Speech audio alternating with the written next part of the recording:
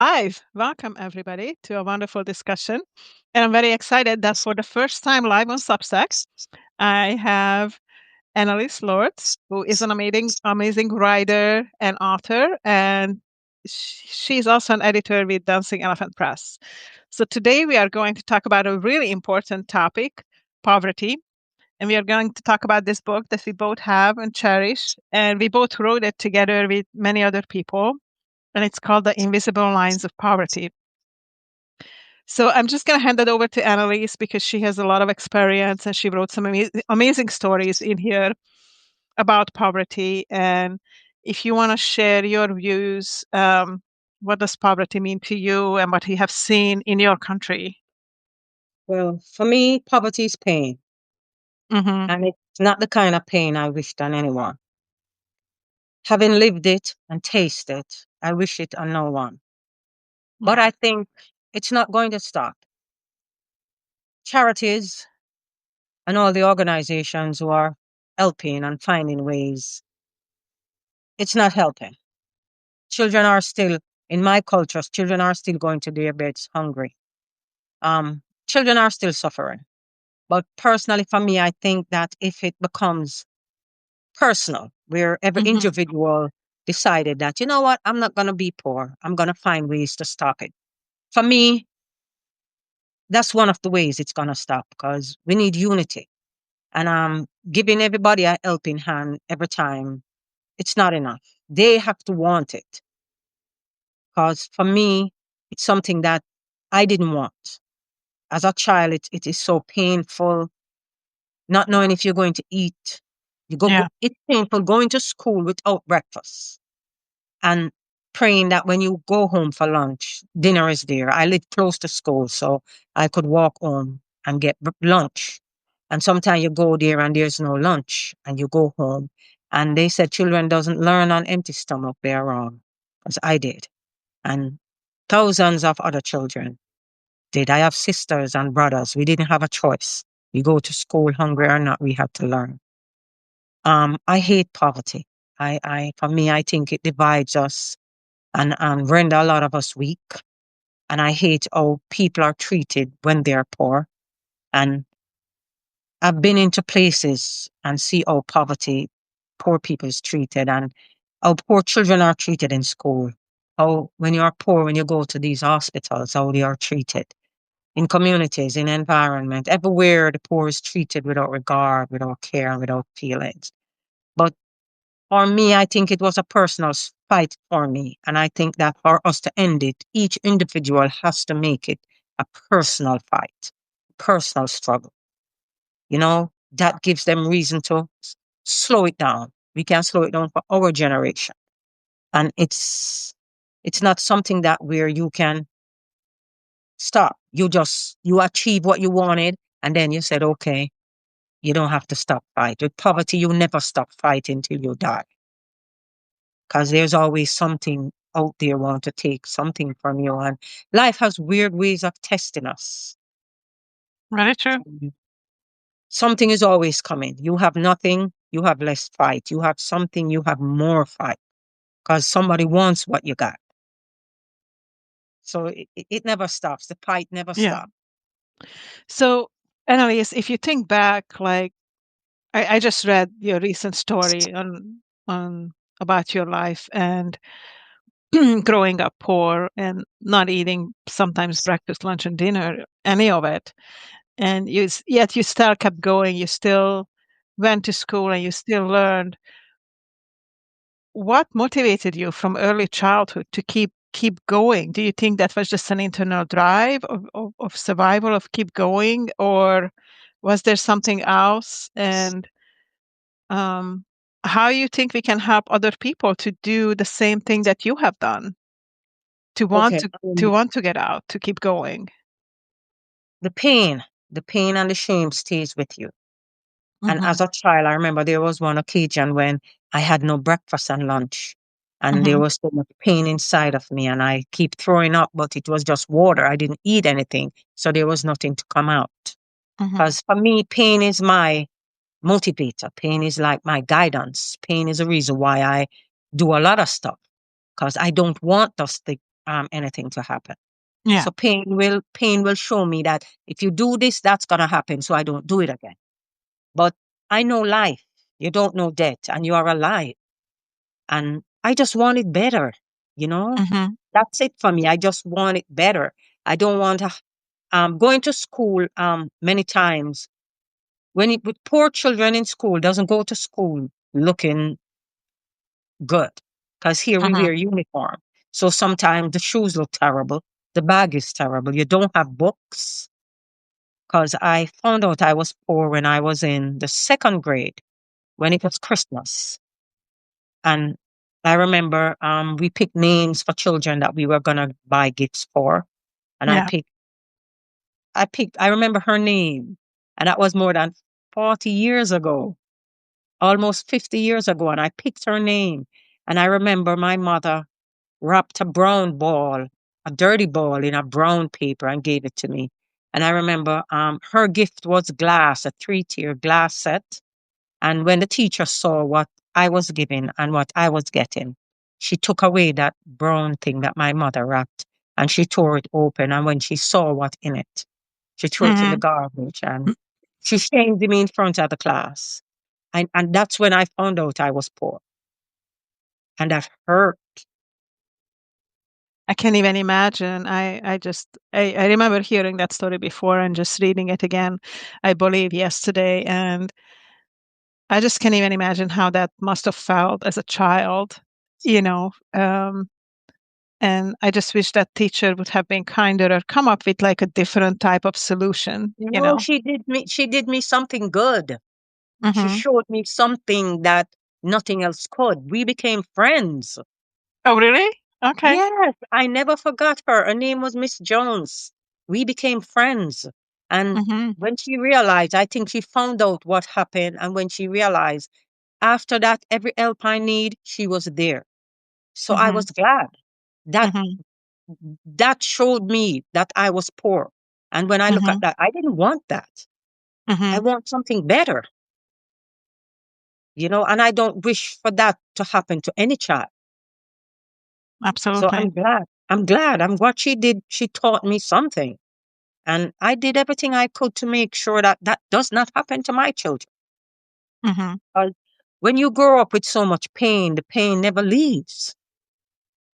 And how you handle it, and you use that and said, pain caused me this. I'm not going to do it.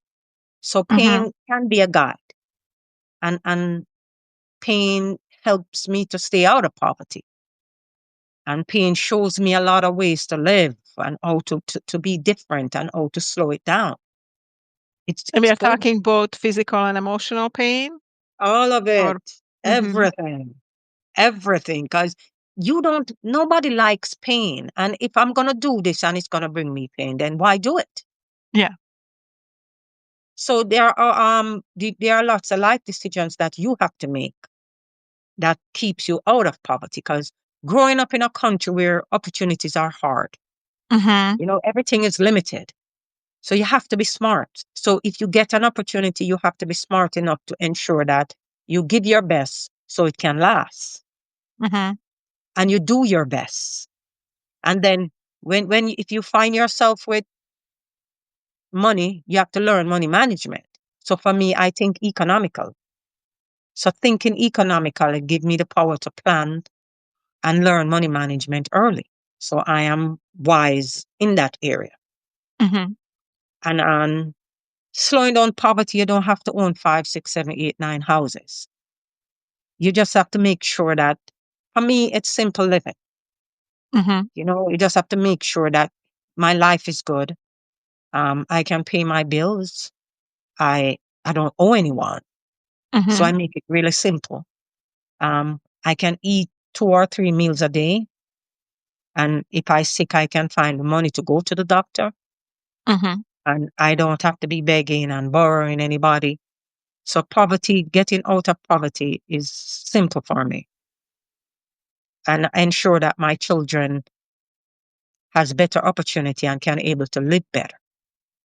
So for me, and I have a couple sisters and brother who slows down poverty and make sure that their children have all that they didn't have. Because I had a Hmm. lot of dreams as a child. but there was no way to fulfill it. So I made sure that my children's dreams can come true. And that's success for me. And it's up to them to keep that going for their children. So if every individual can take poverty personal and fight to Mhm. slow it down for their generation, it can't stop. So what is it that people could do? Like, what advice could you give people what to For do? me, for me, it's my thinking. I Mhm. study my life, my environment, where I am, and I find ways that would continue poverty. And my culture, here in my country, I find that a lot of money is spent on looking good instead of living good. Mhm. Money that should save to help children. Um, Looking good is the top of the line for my country, for a lot of Mhm. females and males. People rather know that, okay, for me, I'm not going to buy a car and live in a rent house. That doesn't make sense Mhm. because cars is liability. Having a home, the property value goes up. Yeah. You buy a car, you drive it off the lot, the value goes down. Mhm. So you real estate, get somewhere to let. Living economically, for me, um, I cook. My children Yeah. are in school. I buy food and I have them taking lunch. There's a lot Mhm. of common sense things where in my culture where everything is limited, there are lots of ways where you can find to slow down poverty. Mhm. Um, I just want to say we had a comment from Richard. Thank you so much for the comment. He's saying that his travels with Teresa internationally to the poorest and most wounded showed him that suffering is grace. Um, I know for me, growing up, I just know that there were certain things that we could afford or certain things that we could not afford. You know, like going to the grocery store, you would buy the cheaper meat, for example, or cheaper cheese, or not buy it, or just have bread with just butter, and that's breakfast. I feel fortunate that I never remember hunger, and you can't even imagine children going hungry, and that breaks my heart that that does happen in the world. I wonder if part of it is education for people, like right. even for in some countries and some cultures and some religions, they just keep having children, children, children, even if you can't feed the children. And I would hate to say for somebody not to have a child, but if you can't feed the child, then it becomes like this very difficult circle. Like, um, yeah, I don't know what your thoughts about that. I think that's one of the biggest destruction here. That Mm-hmm. sex education is not taught Mm-hmm. in homes. And my mother had six, and she couldn't afford to raise them. And I Mm-hmm. think that's one of the problems here, where persons having children that they can't afford to feed, they can't afford to take care of. Yeah.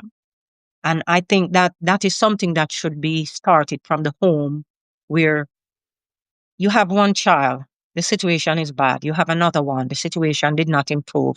You have another one.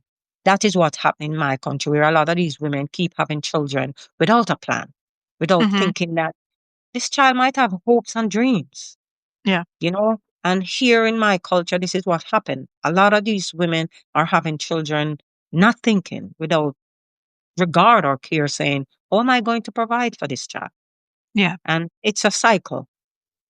And some of it is cultural, where people think it's okay to have out your lot or be Mm-hmm. fruitful and multiply because that's what the Bible said. But bringing children in the world to suffer, it hurts. It is pain. Yeah. So that has to be a personal thing too. Absolutely. I um I think it's different when if like there's a disaster strike and people need help to be taken care of because they lost their home, lost their crops, all those type of things. but when knowingly, do you think the people just not realize what's happening or oblivious to it? Or I I I get so many letters asking for money for to feed children, and my heart breaks, but I just feel like I can't keep giving. Like there's like a limit to that as well, because if you keep feeding the like it's a contradictory thing. You keep feeding the children, and people are going to keep having children that they can't feed because you feed them. Like, and how you do that? Like, I don't know if there's a solution, but it's painful to see. I agree. Um, as I said, it has to be a personal thing for you. Mhm. Because my experience growing up, I'm not gonna put my children through that. Mhm. And it's something that you have to want. Yeah. And what I find out that I think one of the greatest problem in our world is a lot of people are unaware of their decision. They are unaware of the life they live in. Mhm. And what is shocking is even with the pain, they are still not aware that what they are doing is taking their lives chaos. They are adding chaos to the world. Because Mhm. I know a lot of women who I'm not supposed to judge, but the condition that you are in, you don't keep bringing children in the world because they are still suffering. Mhm. And it has to be personal, Gabriel. A lot of them are not aware. I think one of the greatest problem in our world now is people are not aware of what is really happening. Mhm. And being aware is power, and it gives you the power to make better decisions. Because seeing what my mother went through with 6 children and Yeah. all of my life, seeing how the pain stays with you and all of what I go through, I'm not going to put that to my child. I'm aware. I have family members who's not aware, and history repeat. What my mother did is repeated to their children. So when you are not aware, history is going to repeat itself, good and bad. So being That's true. aware is power. So because I was aware, I'm able to make a difference. Those who are unaware can't make a difference. So the cycle of pain and poverty is going to continue. Absolutely. Um, I remember working in an addiction floor where we had pregnant women, and it was really difficult for me to. And many of them, they didn't have housing. They were poor. We had them there because they were addicted to a substance, unfortunately.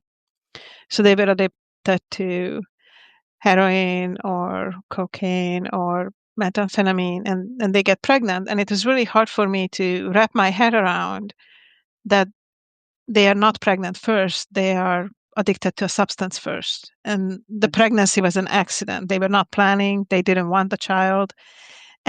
But then that child was still being born, but then it was taken away from the mom and given to the system to raise. And it was just like so difficult for me to understand that they don't want the child, or they are not able to raise the child. And some of them would want the child, but the government wouldn't let them have it because they were not sober. Some woman was able to get sober and get their children back, but see that we come across women who were pregnant 15, 16 times. And and it was really difficult to see. And this is not trying to be judgmental. It was just difficult to see as a healthcare professional, seeing this Yep, woman keep going through this cycle and being in poverty, being in addiction, and but also not capable of taking care of their children, yet keep bringing the children to the unaware, world. And unaware. it's really interesting also looking at generationally, looking back that people, at least in my family and many families I know, there's lesser children. So like, my grandparents had 3 children. My mom had 2 children. I had 2 children. My on my father's side, I have 3 sisters. 2 of the sisters have 2 children, 2 children. So they have like it's coming. kind of down. But Those then are the in some awareness. countries and some cultures, it's keep going the same, you know? Um, from my experience and see how children suffer, Mhm. I I beg my children, get a life, live a life before you become responsible for one. Do Mhm. not bring any children in the world to suffer. Mhm. Um, in my culture, if you are 16, 17, 18, and have no children, you're called a mule. They are mocked. You are ridiculed. And I don't get it because what a 17-year-old should not have a child. Yeah. And I think one that is one of the causes in my culture why we have so many crime is out of control while young people, the young people are Mhm. having children and children are having children and they can't teach children what they don't know. You know, I tell my children, don't bring any children in the world to suffer. You Mhm. don't owe anybody anything. You can't afford to take care of them. Don't have them. Yeah. I'm straight up with my kids because Mhm. I am the kind of mother who is there. Maybe for some mothers, one day for them is 24 hours. My day goes longer than 24 hours. My week goes longer than 7 days, and my month goes longer than 30 days. I'm on the job, Mhm. and I make sure I'm there to make sure that if they do something wrong, I say, don't do that. So I'm the mother who is there. And I Mhm. let them know if you have a child and you want success for your child, you have to be a part of your children's life. And I think Yeah. that's one of the problems here in my culture where many parents are not a part of their children's life. I Mhm. grew up with my sons. I went back to 12. I went back to 13. I went back to 14. We went through puberty together because my life was impatient. I didn't get to go through puberty, but I Mhm. went through it with my son. So we grew up together. So there's a whole bunch of stuff. And I think that is one of the problems in our world where parents don't spend a lot of time with the children, you know? And I had a lot of fun because I go back to whatever age they are and I understood why they do the stuff they do. And we grew up together. Because, you know, as parents, if you don't do it now, you're going to do it later. And I am Yeah. not raising any child in my 50s or 60s. So, but you know, poverty still hurts because you are trying to stop it and to see it. And a lot of people are unaware that they are poor. And I'm thinking, limited opportunities, being hungry all the time, to be fighting life all the time. Shouldn't that wake up somebody? So why you think that is? Why you think that there's still so much poverty with all the knowledge and experience and Unaware, education and resources we unaware, have? There's still so much poverty. unaware, unaware. And I think a lot of people take pain for granted. I take pain personal. So Mhm. my mistakes are never repeated. When I make a mistake and I'm in pain, I'm not going back there. So I think Mhm. some people take pain personal and some take it for granted. It's okay, it's only pain. They'll get over it. And they keep repeating the same thing. And a lot of times by the time they wake up, they are 50, 60, 70, and there's nothing. And I see life unfolds here in my culture. Mhm. So everybody's life is my manual. So I Yeah. learn not only from them, but I learn from everybody. And I know if I do what you do, the same thing's going to happen to me. So it's the power of awareness. For me, it's the power of awareness. So how you think we can help other people become more aware? I don't think we can. I think you have to help yourself. You have to Mhm. want. You have to don't want. Okay, for example, with your ankles, now you have something to do. You're in pain. You have a choice. You can go and get your job done and bear the pain or stay home and relax. It's up to you. That's your decision. And I Mhm. think as I have written that your life is your decision and your decision is your life. Mhm. So it's up to you. You have to want. You have to want it. You have to want not to be poor. You have to want to be healthy and all the good things that everybody wants. You have to want it. And when you Mhm. want it, you work for it and then you'll get it. But otherwise, life is not going to wait on any of us. Yeah. Yeah, you just keep going no matter what. You have to go out there and find what you want and get what you want and fight for what you want and work for what you want. And the best part of it is that while you're working and fighting, you're learning so much. Yeah, absolutely. So poverty is your personal battle, your personal Mhm. struggle, your personal thing. Pain Yeah, is personal for me. I don't take pain for granted because just being my race alone is a lot of pain. So why add pain to your life? yeah. I just want to read just a tiny segment from our book, The Invisible Lines of Poverty. And this is from the first section, the inevitability of material poverty. And I wrote a little editorial in this that says, poverty to me, it is someone not being able to meet basic needs of their body and mind. And I would add to that also spiritually, because I think that also an important part. The most essential element is to feed our bodies with water and food to gain nourishment to survive. Poverty can also mean the lack of additional basic needs like a place to sleep, clothes to wear, and water to clean ourselves. There are additional levels of poverty relating to the mind. The lack of knowledge and enriching experiences can be called poverty. As a nurse, I have seen poverty creating a lack of additional basic needs like medications to cure illness. Poverty can cause unwanted suffering to the body and the mind. And I think I just keep coming back to that. Poverty can happen because of the parents are not aware that we talked about, but it can also happen because of governments. It can happen because of natural disasters. It can happen, people can lose everything and all of a sudden they don't have anything. And hopefully they are able to come out of it, but it might not be easy depending on what resources, what support is available or not available. But I have heard about countries, and I don't know how it is in your country, but I heard a friend recently was telling me about a country that you can go visit and live there, but if you need medical, you need to have money. You could be dying and you're not taken care of. If you don't have any money, people just leave you to die. The same here. And is that like there too? Yeah. Same here. You're poor, you're dead. You can't afford to Yeah. pay your bills.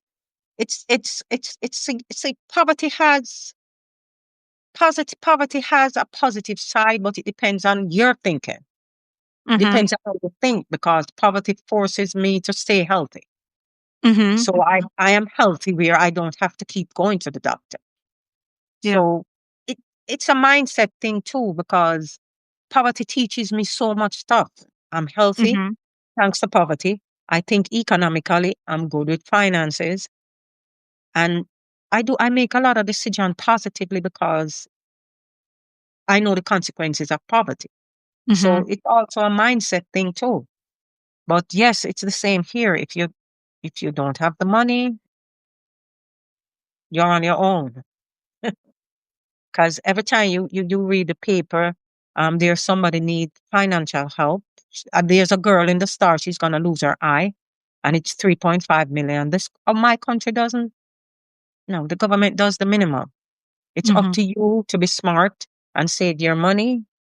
Because a lot of Jamaicans they leave here.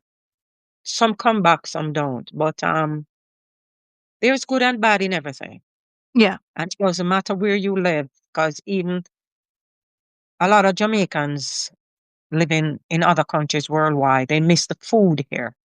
Mhm. They miss the natural, they have something that they miss. But Mhm. it's up to them to determine if they want to come back or not. So a lot of people come back here. They come back here when they can afford to, if they have a medical issue and they can afford it. But that's life, Yeah. you know? That is life. But as I said before, poverty is a personal thing. You take it personal and then you make a difference and then you change that. but it has to be personal. Well, also, if you're able to change it, like people who are suffering because there's war, for example, it's really hard to get out of that, Yep. right? If your home is destroyed, if your neighborhood, if your family, friends destroyed, and then it can be really difficult to get out of that situation. Um, Julio, thank you for joining, and Jack and Richard, if you guys have any questions or any addition to the topic, we are talking about poverty, and we are talking about the Invisible Lines of Poverty, which is a book we published together with Annelise and I think 10 other additional writers, and we are talking about um, poverty and its implications for the person and also for society, because I think there is there's some kind of responsibility, like for education or somehow to inform the people, because I think if people don't have like basic education, then it might be really difficult to get out of poverty. I don't know what your thoughts on that. For here in my culture, you have to pay. It's not Mm-hmm. free. Our education is not free. Mm-hmm. Children begin school at 3 years old. You have to pay for that. Mm-hmm. Um, that's basic school. Then there's primary schools where children begins at 6. You have to pay for that too. It's not free. Then in high school, that has to be paid for.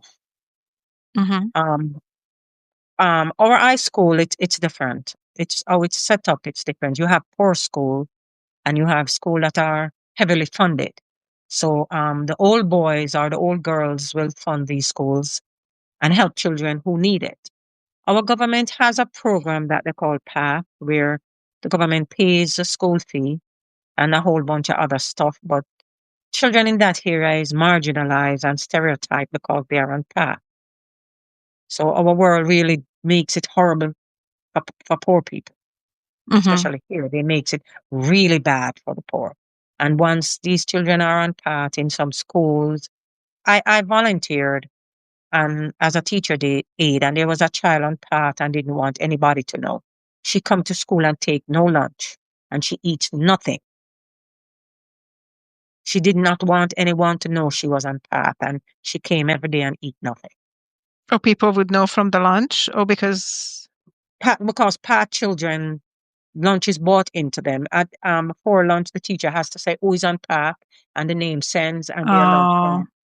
And it's everywhere. So the poor is really treated horrible, and that's one motivation for me to get out of it. Mm-hmm. But Well, you education see, is it'd be there. nice if all children just be provided lunch, and then there wouldn't have to be, yeah, No, that it's not discrimination against. right. Um, which just reminded me what you mentioned earlier about women kind of being discriminated against if they don't have children at such a young age when they're still a child at 16, 17. Um, in my culture too, when I grew up, it was like kind of speaked upon if somebody didn't have a child young, not as young as in your culture in Jamaica, but like 18, 19, 20, you're supposed to have a child.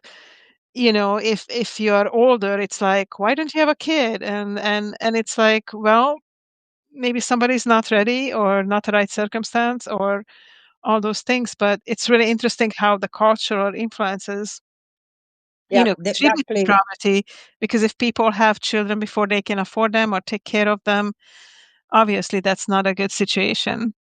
right. That's not good. But I think a lot of emphasis is not placed on education here on my Yeah. culture.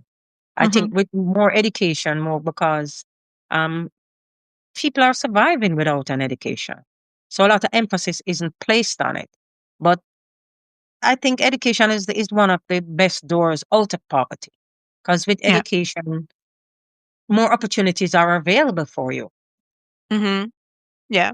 So that plays a vital role too. Education cannot stand alone, but it's good to have it because the doors in other countries are open once you are educated. The doors are open in other Caribbean countries and other countries worldwide. So education is vital.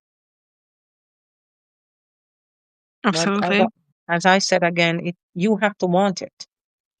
Yeah. I feel fortunate that I grew up in a country where you didn't have to pay for education. Um, in Hungary, we didn't have to, That's but good. it's interesting that so many countries you do.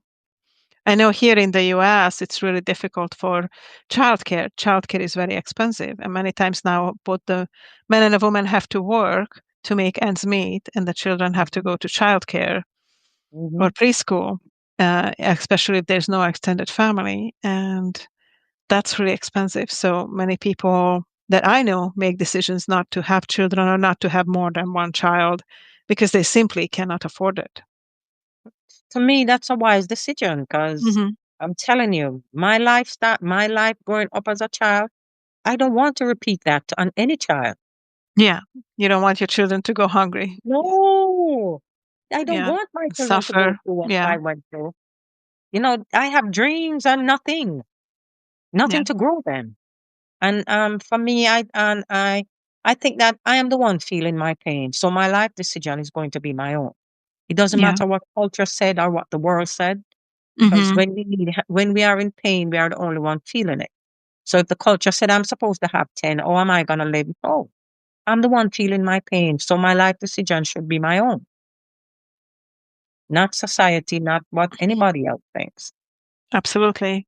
And I think also part of, yeah, I think judgment is a big thing in this too, because if we stop judging people and just let them be however they want to be, that would, I think, also help poverty. But there's so much judgment against culture and religion That just how even people behave. I remember um, few people who didn't want to have children, being judged. And also, I was judged when I had my second child. I had people saying, "Why you have another child?" It's like, well, because I want to. you know, it's like people judge you if you don't have children. People judge you if you have children. If you have more than one children. If you have too many children, it's like people can have 10 children. That's fine if they can take care of them. But if you can't take care of them, then don't have them. But also don't judge people who don't want to have them because that is also fine. It's just a very interesting cycle, these judgments. that's one of the reasons why I go back to saying that all of my life decision, I'm the one paying for it. Hmm. So your opinion doesn't matter. I'm the one Yeah. paying for my life decision. So I have five or I have four or I have one. It doesn't matter. I'm the one paying. You are the one paying for all of your decisions. So their opinion really has no value. Whether if your decision is good, good. If your decision Yeah. is bad, you're paying for it. And then your generation pays with you. Yeah. So But sometimes, like here, if the children is taken away because a mother or father cannot take care of them, like because of addiction or other kind of things, then we all pay for it because it comes from our taxpayer dollars, as oh, well. I don't know if there's anything like that in Jamaica, but we have that uh, here that if it's reported, especially if a children is abused or hungry or not being taken care of, then the government takes them and they go to foster care. it's a lot is changing here. But as Mhm. children, they slapped us. Mhm. 'Cause, I mean, I got a lot of beatings from my mother, which wasn't because I was a bad child, was because I paid for what my father did to her. Mhm. I don't hit my children. On one occasion, I have four, and three of them I had to slap, and each of them is just once. Mhm. Once, just once. And Mhm. the other day, my son was saying I'm the only child that he's the only one I haven't slapped. But I, I, I, I, I, I did the opposite of everything that was done to me because how I felt and what Mhm. I went through, I didn't want my children to feel that way. Yeah. So I made sure that I don't do what was done to me. So in my culture, we don't have a lot of children homes, but the children Mhm. who go into these homes are children who, not children who need help, children who gives a lot of trouble. a grandmother or someone takes the child and help the child. That's the good part of it. Yeah. That is changing now because grandmothers are in their 30s here. Yes, Wow. yes. So people are having children younger, and a lot of these children a lot of these females are still children and not Yeah. being able to teach their children stuff. So we are having a lot of problems with children, even in schools, because you're having a child at 17 and you are not finished grown up. You can't teach that child stuff. So all of that is changing here now. Grandmothers are no longer in their 40s and 50s, and grandmothers has to work. So a lot of children are being left alone now. Hmm. So they are raising themselves. And by doing that, we are having a lot of problem in schools and in communities because of that. And all of that goes back to poverty. Absolutely. I remember now that you were just saying again, women or young girls having children so young that somebody's a grandmother at 30. I remember many, many years ago, I read an article about a girl who got pregnant at age 9. And that was unimaginable. Like, I couldn't figure Yeah. out how is it that even happened. Of course, she was assaulted, but I just can't imagine, like, why would that be, for women having children younger and younger? I think that's like a societal problem, is like lack of education, lack of support for those young females to be able to make a decision on Yeah. their life choices. And also education for men too. It's not just for women. I think both men and women need Hmm. education about it.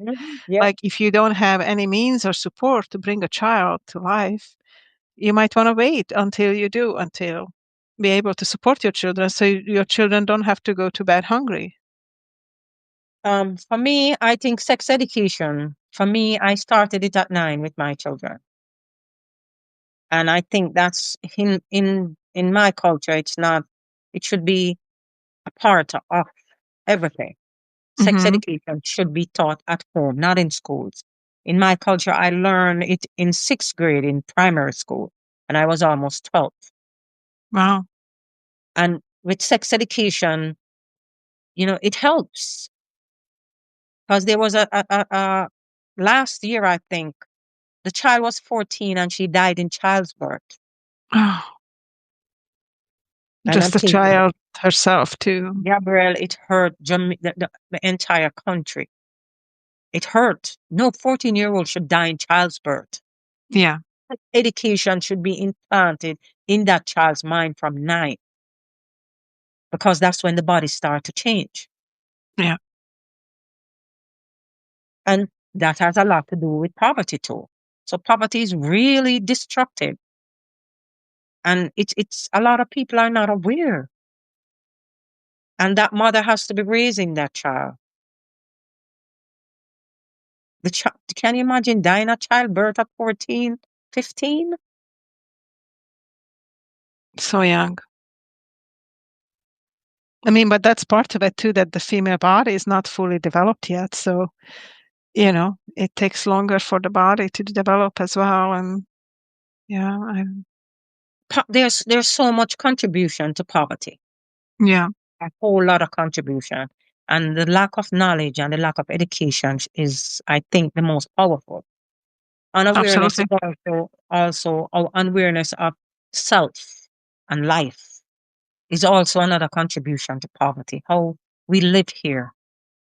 A lot of people contribute to their poverty. Hmm. Not planning also contribute to poverty because here, oh gosh, Gabrielle, a lot of people don't plan. A lot of elderly have to be on the street. It's crazy. So as I said, poverty, it has to be a personal thing where you take it personal, take the pain personal, and then you fight to stay out of it. Absolutely. So this book Yes. Poverty is not, and the lines are not invisible. And if you are aware, you got to be aware. You got to bite. You got to read it. There's so much. There's so much stories in here concerning poverty and ways in which we can slow it down. But you have to take it personal. It's a personal fight, a personal struggle.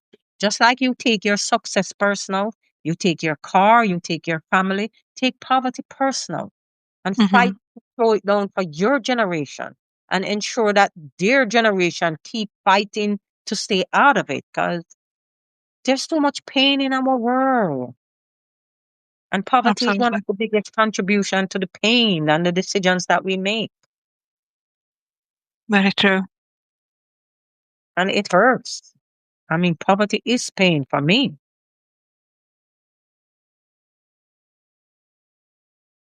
I think it's painful for a lot of people. They might just not be able to articulate it, or they are so lost in it because they just fight just for survival, every way they can, that they might not see the way out of it, and or might not have the belief that they can get out of it. Well, that one is true too, because I go to the market like sometimes 3 times per week. The Hmm. market is in a violent area, and I have people there selling for 30 years. Every Hmm. day going to the market, you're risking your life. A lot of people don't come to Kingston. They do not go downtown because the area is violent. In a minute, sporadic violence erupt and everybody has to be running. And when I go there, seeing people there selling for 10, 20, 30 years, I'm thinking, why would I risk my life to do this? To survive. Exactly. So I go back to thinking. It's their thinking. Hmm. I know a lady that sells there, and that's how she pays her daughter money to go to college, so she doesn't have to owe student loans. And she Hmm. goes to the market and she risks her life for 10, 20, 30 years, and her daughter finished college and she doesn't owe any money. So, but for me, it's different for everyone, and your Yeah. journey, your personal thing. And if it works for you, fine. If that way works for you, that's okay. But everybody has their own way. Find a system and work it for you.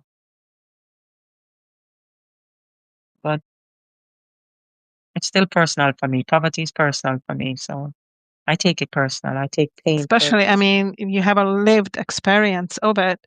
Um, I My mom told me a story that's also in the book about when there was a revolution in Hungary, and then there was no food, and my grandmother had a gold earring and was trying to give her gold earring to the neighbors who had potatoes, and they wouldn't give her a potato to feed my mother.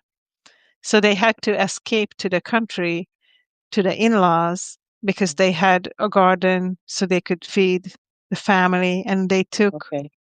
multiple day journey because the train would only go so far, and then they took um, a wagon, and then they walked, my grandmother with a baby, because there was just no food, and no food in the city Mhm. because of the revolution that was happening in 56 in Hungary. So I can't even imagine, but I mean, people have to do what they have to do. And my grandmother did what she had to do. She left her life to provide for my mom. She Okay. she didn't know how she was going to get to the country, but she got to the country somehow. And they had food, and my mom grew up, even though there was not everything, of course, but she made it. So I just feel horrible for the people who I feel like didn't have a choice of because of wars, or because of governments, or because of just a way of life, that all of a sudden they have nothing, or they don't have anything to eat, or don't have clothes to wear, or don't have a roof over their head. And I just really hope that the helping hands are there when it's needed. I know it's not enough. I know you mentioned in the beginning it's not enough. And then there's an individual need to get out of it, of course. But I Mhm. think also when you are in poverty, it's a kind of trauma. So you're continuously reliving that trauma, like the woman you told me that she's risking her life to sell for her daughter's education. Um, when your brain is traumatized, you might not be able to get out of it, you know? For me, I think you have to know you are poor. And um, well, my country is blessed. On every property, there are fruit trees. Hmm. Here, you can go over there and get some akis. You can come over here and get a breadfruit. There's always food somewhere.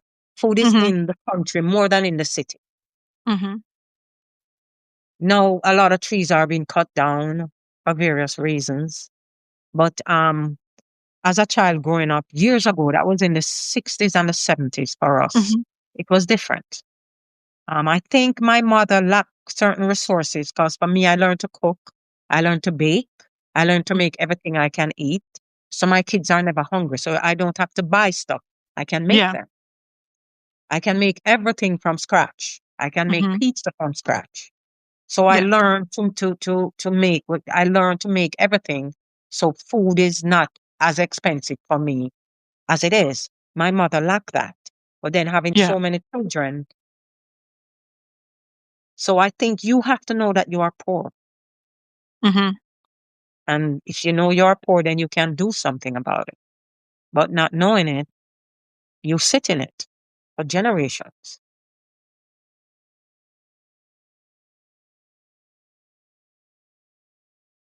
Do you think there's anything else we can do besides what we talked about to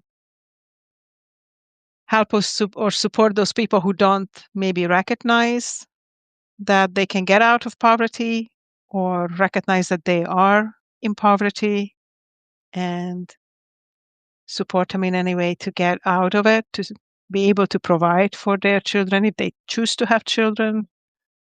I know it's a really big question and it's, a lot of very smart people probably think about these kind of things. But just because I didn't have that. I mean, we had living paycheck to paycheck type of a, deal, but I never had the experience of being hungry. And my heart bleeds, especially for children, but for anybody, but especially for children who go hungry. And I just wish there could be something done. So that doesn't happen in today's world. We shouldn't have children going hungry. So, That's what I say. I say that every day children should not be suffering. Children should not be hungry. But as I've been fighting myself to find a way. And the only conclusion I come with, you have to fight it. It has to be personal. In every human life, every human who have achieved success, there was a fight. They take something personal. They took the bulls by the horn and they achieve what mhm, they want. You have to do that with poverty. You have yeah. to make it personal. And poverty takes you deep. Poverty teaches a lot of lessons, but for me, I had to go deep within myself. And Hmm. that fight has to come from deep within each individual. You have to take it personal. And it has to be an individual thing where you want it. You want a better education? Okay. You You want go to end get it. poverty? Go fight to end poverty. But it has That's to be one thing your that I person. know for myself that I want to keep learning. And I still even, not just like university education, which I have, but also just keep learning different ways in life, even if it's gardening to grow something, to make sure that, if I can't buy it, then I have fruit trees. As you said, we have fruit trees in the property, or we have, herbs and plants to survive on, because you just never know what happens and what skills. I think a lot of skills we also forgot or didn't pass down to the next generation, survival skills, even. Yeah, innovative. We have to use innovation to live Hmm. now. And the cost of food is crazy. It's very expensive. Yeah. So and here in my culture, when they're increasing the stuff, okay, the first week in December, I bought a tray of egg for $1,350. When I went last week, it's $1,750. So Jamaican. yeah, it's a $400 Yeah. increase Hmm. in less than a month. Yeah. So here, food is taken out of the hands of the poor because there's no price control. Well, we had similar here things here too. Eggs went up exponentially, and even just like I had a type of food that I liked, and I looked at 1 week, and then a month later, and it was $4 more expensive. So something that was like $5.99 went to $9.99, and I'm like, I'm not gonna buy it for that much. I'm just not buying it. I'm gonna go without it and gonna have something else. And we did go. I did when all the prices start to go up. We were like, okay, let's get a few big bags of beans, big bags of rice, because you can always have just beans and rice. So if the Yeah, prices go so crazy, we have our fruits that we saved and dehydrated and dried from the you're summer, fine. and vegetables Yep. and herbs, and we have beans and rice. So you know, You you just find gotta ways do. to live. You You gotta find do. innovative ways to live. Yeah, Because yeah. here they increase the prices up to 300-400%, Wow. and nothing is done. Nobody stops anybody. So our country also contribute to our poverty. Yeah, So poverty is coming from so many directions. So the fight has to be your personal fight. yeah. What are the things that you can do? Yeah. You have to find a way, but it has to be personal. So if everybody who is poor take it personal, then maybe we can end poverty. But handouts and all of that, it hasn't You need worked to do yet. more than that. I appreciate the programs. I know that there's some programs that actually teach skills to people or give animals to like chickens and goats and things like that. And they teach people how to use them to be able to, make a living. People who didn't have that opportunity or didn't learn from their parents. And I Yeah. do like those programs when they actually teach a skill or give an animal to help end Okay. poverty. Well, I think some people get the help and stay out of it. Hmm. As I said, it goes back to your thinking. It's how you Yeah. think. And some people rather easy. I don't like easy because Hmm. easy become the hardest. So it goes back to taking it personal. Because once you take it personal, you can't stop. And that's where a lot of problem lies. People get comfortable and they stop. When they stop, it comes back. So you're alive. Life is a fight. Keep fighting. Take it personal. Take control. Well, Absolutely. that's for me, from my experience. If I had not taken control of my life and taken the pain of poverty personal, my children would not be, I would be worried about children. My life wouldn't be what it is now. Hmm. So it has to be a personal choice. And I'm praying, I am praying. I don't know. Well, I really appreciate Annalise to coming on live and talk about this topic. It's a really difficult topic, and I really appreciate your input and experience in this. Again, for anybody who joined later or who watches later, I'm going to put some links. This will be on Substack, both of our Substack, and going to go to YouTube. We're You going to gotta link our buy the book, book. The Invisible Lines of Poverty, which has amazing stories in it. And actually, we left spaces for comments and discussions. Our hope that this will kind of bring an awareness, a Yeah. more in-depth awareness, a more in-depth discussion. If anybody have questions or comments later on this, um, these stories that we shared or anything that we talked about, you can ask them in Substack or under the YouTube channel. Also, some clips will be shared on LinkedIn, and this airing will also be available on Spotify as well. And we hope that you're going to get our book and get involved in the conversation of poverty. It is it is for the person, but it's also a really big issue, societal issue as well.